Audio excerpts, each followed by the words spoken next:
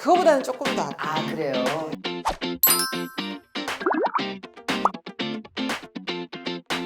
안녕하세요, 김지선입니다. 오늘은 맘모톰 수술이 통증만 있는지 아픈지 또 맘모톰 수술에 대해서 좀 더 자세하게 파헤쳐 보도록 하겠습니다.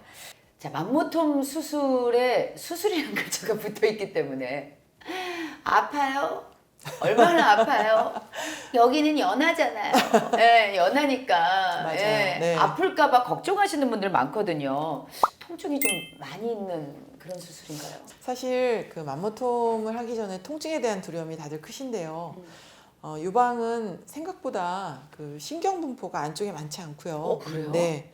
유두 주변을 제외하면은 그렇게 통증을 아주 예민하게 느끼는 부위는 아니에요. 사실 그 맘모톰을 하기 전에 국소 마취를 하게 되는데 국소 마취 과정이 조금 아픈데 이때 제일 예민한 부위가 피부입니다. 아. 그래서 피부 마취할 때 제일 저희가 신경을 써서 가장 가느다란 바늘을 이용해서 최대한 천천히 마취를 하려고 해요. 천천히 약물을 주입할수록 덜 아프기 때문에.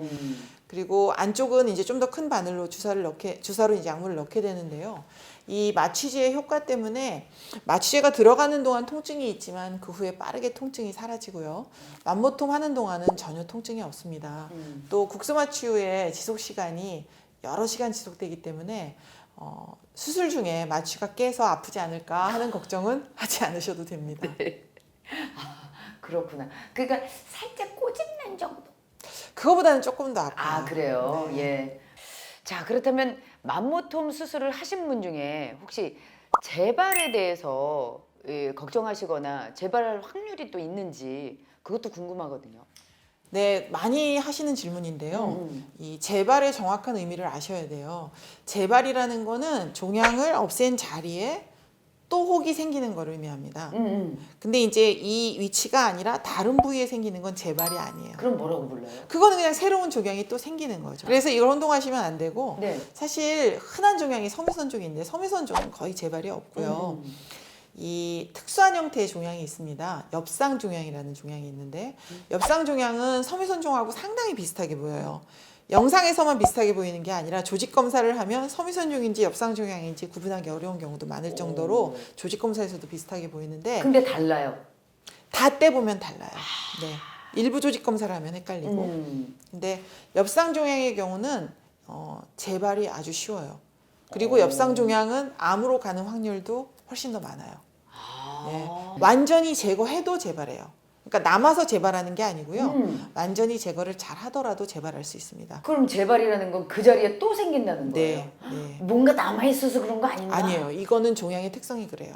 희한하네. 그래서 원칙적으로 엽상 종양은 이제 외과적인 수술로 제거하는 게 원칙인데요. 조직 검사에서 섬유선종으로 나와서 다 떼보면 엽상 종양이 나오는 경우가 꽤 있어요. 근데 이런 경우라도 제가 20년 정도 이 맘모톰을 이렇게 하면서 보니까요. 재발하는 경우가 사실 정말 몇 건밖에 없어요. 그러니까 아주 흔하지는 않지만 재발할 수 있다. 따라서 정기적으로 꼭 추적 검사를 해야 된다. 네. 이렇게 알고 계시면 좋겠고요.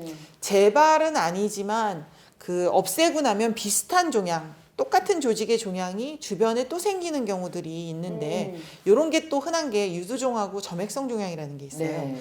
유두종이나 점액성 종양이나 둘 다 유방암으로 발전할 수 있는 고위험 유방 질환에 이제 속하는데요. 네. 얘네는 특성이 다발성 여러 개가 생기는 특성이 있고 네. 그 중에 이제 이렇게 뭔가 없애야 될 것 같아서 모양이 애매하거나 그래서 조직 검사 겸 없앴을 때 주변에 비슷한 종양이 또 흔하게 생깁니다. 그래서 이런 것들도 조직 검사가 그렇게 나온다 그러면은 반드시 정기적인 추적 검사가 필요합니다. 네. 그 외에는 일반적인 섬유선종은 재발이 없다라고 네. 생각하시면 되겠습니다. 알겠습니다. 그러니까 선생님께서 이 얘는 좀 위험한 애니까 얼마 만에 또 와라 했을 때 꼭 거기에 따라서 행동을 해주시는 게 맞겠네요. 네. 네, 알겠습니다.